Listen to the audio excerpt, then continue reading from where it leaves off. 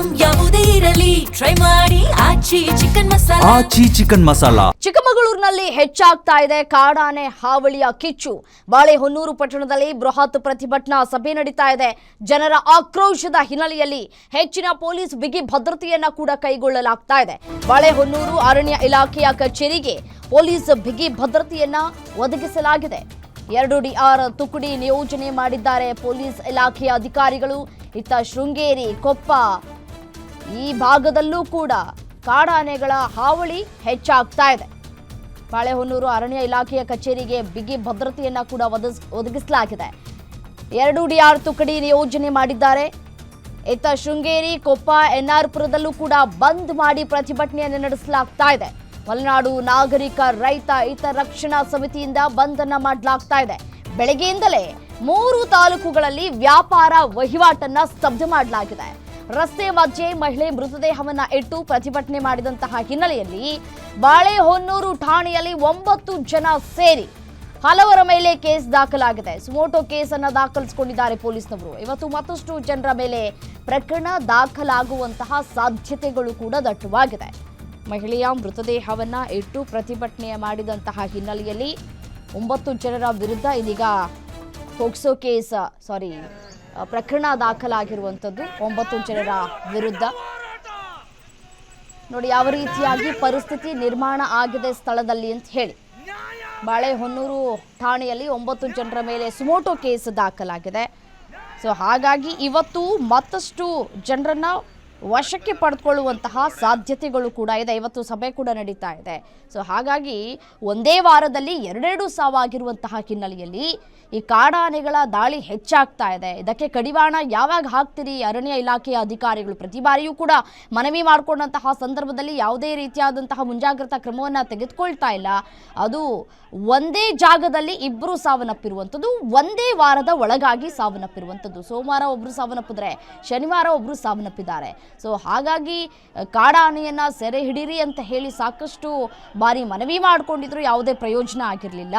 2 ಹೆಣ ಬಿದ್ದ ನಂತರ ಇವರು ಮುಂಜಾಗ್ರತಾ ಕ್ರಮವನ್ನು ತೆಗೆದುಕೊಳ್ತಾರೆ ಅಂತಂದ್ರೆ ಮನುಷ್ಯನ ಜೀವಕ್ಕೆ ಬೆಲೆ ಇಲ್ವಾ ಅನ್ನುವಂತಹ ಪ್ರಶ್ನೆಯನ್ನ ಮಾಡ್ತಾ ಇದ್ದಾರೆ.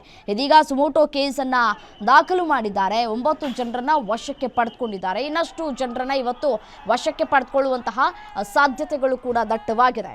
ಇನ್ನು ರೈತರ ಮೇಲೆ ನಡೆದಂತಹ ಈ ಲಾಠಿ ಚಾರ್ಜ್ ಅನ್ನ ವಿರೋಧಿಸಿ ರೈತರು ಶೃಂಗೇರಿ ಬಂದ್ಗೆ ಸ್ವಯಂ ಪ್ರೇರಿತವಾಗಿ ಕರೆಯನ್ನ ಕೊಟ್ಟಿದ್ದಾರೆ. ಈ ಹಿನ್ನೆಲೆಯಲ್ಲಿ ಮಿಶ್ರ ಪ್ರತಿಕ್ರಿಯೆಗಳು ಕೂಡ ವ್ಯಕ್ತವಾಗ್ತಾ ಇದೆ. ಈ ಕುರಿತು ನಮ್ಮ ಪ್ರತಿನಿಧಿ ಪ್ರತ್ಯಕ್ಷ ವರದಿಯನ್ನ ಕೊಟ್ಟಿದ್ದಾರೆ, ಬನ್ನಿ ನೋಡ್ತಾ ಹೋಗೋಣ.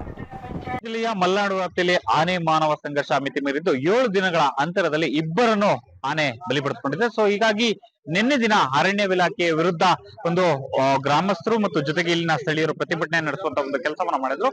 ಈ ಸಂದರ್ಭದಲ್ಲಿ ಪೊಲೀಸರು ಅವರ ಮೇಲೆ ಲಾಠಿ ಚಾರ್ಜ್ ಅನ್ನ ಮಾಡುವಂತಹ ಒಂದು ಕೆಲಸವನ್ನ ಮಾಡಿದ್ರು. ಈ ನಿಟ್ಟಿನಲ್ಲಿ ಅದನ್ನ ವಿರೋಧಿಸಿ ಇವತ್ತು ಅಂದ್ರೆ ಏನು ಶೃಂಗೇರಿ ಕ್ಷೇತ್ರದ 3 ತಾಲೂಕುಗಳಲ್ಲಿ ಒಂದು ಸ್ವಯಂ ಪ್ರೇರಿತ ಬಂದ್ಗೆ ಸಂಘಟನೆಗಳು ಕರೆ ನೀಡಿರ್ತಕ್ಕಂಥದ್ದು. ಈ ಒಂದು ಬಂದ್ಗೆ ಒಂದು ಮಿಶ್ರ ಪ್ರತಿಕ್ರಿಯೆ ವ್ಯಕ್ತವಾಗಿದೆ. ಕೆಲವು ಅಂಗಡಿ ಮುಂಗಟ್ಟುಗಳು ಸ್ವಯಂ ಪ್ರೇರಿತ ಆಗಿ ಬಂದ್ ಮಾಡಿ ಈ ಒಂದು ಪ್ರತಿಭಟನೆಗೆ ಬೆಂಬಲವನ್ನ ಸೂಚಿಸಿವೆ. ಅದರ ಜೊತೆಯಾಗಿ ಬಿಜೆಪಿ ಇರಬಹುದು ಮತ್ತು ವಾಹನ ಚಾಲಕರು ಮತ್ತು ಮಾಲೀಕರ ಸಂಘ ಸೇರಿದಂತೆ ವಿವಿಧ ಸಂಘಟನೆಗಳು ಒಂದು ಬೆಂಬಲವನ್ನ ಸೂಚಿಸಿದೆ. ಅದರ ಜೊತೆಯಾಗಿ ಈ ಒಂದು ಬಂದ್ಗೆ ಆದ ನಂತರದಲ್ಲಿ 11 ಗಂಟೆ ಸುಮಾರಿಗೆ ಎಲ್ಲ ಪ್ರತಿಭಟನಾಕಾರರು ಒಟ್ಟಾಗಿ ಸೇರಿ ಈ ಒಂದು ಸರ್ಕಾರಕ್ಕೆ ಮನವಿ ಸಲ್ಲಿಸುವಂತ ಒಂದು ನಿಟ್ಟಿನಲ್ಲಿ ಸೇರುವಂತಕ್ಕಂತ ನಿಟ್ಟಿನಲ್ಲಿ ಪೊಲೀಸ್ ಇಲಾಖೆ ಕೂಡ ಎಲ್ಲ ರೀತಿಯ ಒಂದು ವ್ಯವಸ್ಥೆಗಳನ್ನ ಮಾಡ್ಕೊಂಡಿದೆ. ಯಾವುದೇ ರೀತಿಯ ಅಹಿತಕರಗಳು ಘಟನೆಗಳು ನಡೀಬಾರ್ದು ಅಂತಕ್ಕಂಥ ದೃಷ್ಟಿಯಲ್ಲಿ ಹೆಚ್ಚಿನ ಒಂದು ಪೊಲೀಸ್ ಭದ್ರತೆಯನ್ನ ನಿಯೋಜನೆ ಮಾಡ್ಕೊಂಡಿದ್ದಾರೆ.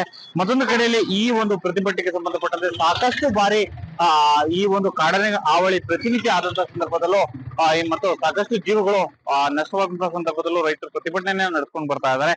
ಆದ್ರೂ ಯಾವುದೇ ಒಂದು ಶಾಶ್ವತ ಪರಿಹಾರ ಕಲ್ಪಿಸಿಲ್ಲ ಅಂತಕ್ಕಂಥ ನಿಟ್ಟಿನಲ್ಲಿ ಒಂದು ಆರೋಪವನ್ನ ಮಾಡಿ ರೈತರು ಈ ಒಂದು ಆನೆಮಾನೆ ಸಂಘರ್ಷಕ್ಕೆ ಶಾಶ್ವತವಾಗಿ ಬ್ರೇಕ್ ಹಾಕಬೇಕು ಅಂತಕ್ಕಂಥ ನಿಟ್ಟಿನಲ್ಲಿ ಈ ಒಂದು ಪ್ರತಿಭಟನೆಯನ್ನ ಕೈಗೊಂಡಿರತಕ್ಕಂಥದ್ದು. Bharat, guarantee news, Chikkamagaluru.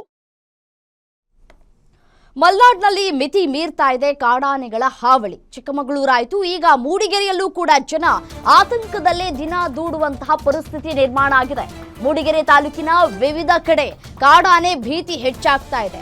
ಚಿಕ್ಕಳ್ಳ, ಹಾರಲಗದ್ದೆ, ಹಳ್ಳದ ಗಂಡಿ, ಹೆಸಗಲ್ ಭಾಗದಲ್ಲಿ ಆನೆ ಹಾವಳಿ ಹೆಚ್ಚಾಗಿದೆ. ಹಳ್ಳಿಗರು ಎಚ್ಚರಿಕೆಯಿಂದ ಇರುವಂತೆ ಅರಣ್ಯ ಇಲಾಖೆ ಅಧಿಕಾರಿಗಳು ಸೂಚನೆಯನ್ನ ಕೊಟ್ಟಿದ್ದಾರೆ. ಸಾರ್ವಜನಿಕರು, ವಾಹನ ಸವಾರರು, ಕೂಲಿ ಕಾರ್ಮಿಕರಿಗೆ ಸೂಚನೆಯನ್ನ ಕೊಟ್ಟಿದ್ದಾರೆ. ರಾತ್ರಿ ಸಂದರ್ಭದಲ್ಲಿ ಅಗತ್ಯ ಇದ್ರೆ ಮಾತ್ರ ಮನೆಯಿಂದ ಹೊರಬರುವುದಕ್ಕೆ ಮನವಿಯನ್ನ ಮಾಡಿಕೊಂಡಿದ್ದಾರೆ. ಮೈಕ್ ಮೂಲಕ ಅನೌನ್ಸ್ ಮಾಡ್ತಾ ಇರುವಂತಹ ಅರಣ್ಯ ಇಲಾಖೆಯ ಸಿಬ್ಬಂದಿಗಳು ಅವಶ್ಯಕತೆ ಇದ್ರೆ ಹೊರಗಡೆ ಬನ್ನಿ ಅಂತ ಹೇಳ್ತಾರೆ. ರೈತರು ಮನೆ ಒಳಗಡೆ ಎದ್ಕೊಂಡು ಜೀವನ ಮಾಡೋದಕ್ಕೆ ಕಷ್ಟ ಅಲ್ವಾ? ರಾತ್ರಿ ಸಂದರ್ಭದಲ್ಲಿ ಹೊಲದಲ್ಲಿ ಅಥವಾ ತೋಟಕ್ಕೆ ನೀರು ಹಾಯಿಸಬೇಕು ಅನ್ನುವಂತಹ ಒಂದಷ್ಟು ಕೆಲಸಗಳನ್ನು ಮಾಡಬೇಕು ಅನ್ನೋದು ಇರುತ್ತೆ.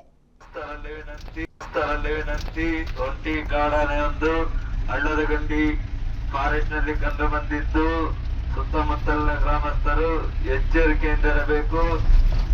ತೋಟದಲ್ಲಿ ಕೆಲಸ ಮಾಡುವಂತಹ ಕಾರ್ಮಿಕರು ಎಚ್ಚರಿಕೆಯಿಂದ ಇರಬೇಕು. ರಾತ್ರಿ ಸಮಯ ಯಾರು ಕೂಡ ಅನಾವಶ್ಯಕವಾಗಿ ರಸ್ತೆಯಲ್ಲಿ ಓಡಾಡಬಾರದು. ಇದು ಅರಣ್ಯ ಇಲಾಖೆ ಇವರ ಪ್ರಕಟಣೆ. ಸ್ಥಳದಲ್ಲಿ ವಿನಂತಿ. ಒಂಟಿ ಕಾಡಾನೆ ಒಂದು ಹಳ್ಳದ ಗಂಡಿ ಫಾರೆಸ್ಟ್ ನಲ್ಲಿ ಕಂಡು ಬಂದಿದ್ದು ಸುತ್ತಮುತ್ತಲಿನ ಗ್ರಾಮ. ನಿಮ್ಮೂರಿನಿಂದ ವಿಶ್ವ ಮಟ್ಟದವರೆಗೆ ರಾಜಕೀಯ, ಸಿನಿಮಾ, ಸ್ಪೋರ್ಟ್ಸ್ ಯಾವ ಸುದ್ದಿಯೂ ಮಿಸ್ ಆಗಲ್ಲ. ಬರೀ ಸುದ್ದಿಯಷ್ಟೇ ಅಲ್ಲ, ಜೊತೆಯಲ್ಲೇ ಇರುತ್ತೆ ವಿಶ್ಲೇಷಣೆ.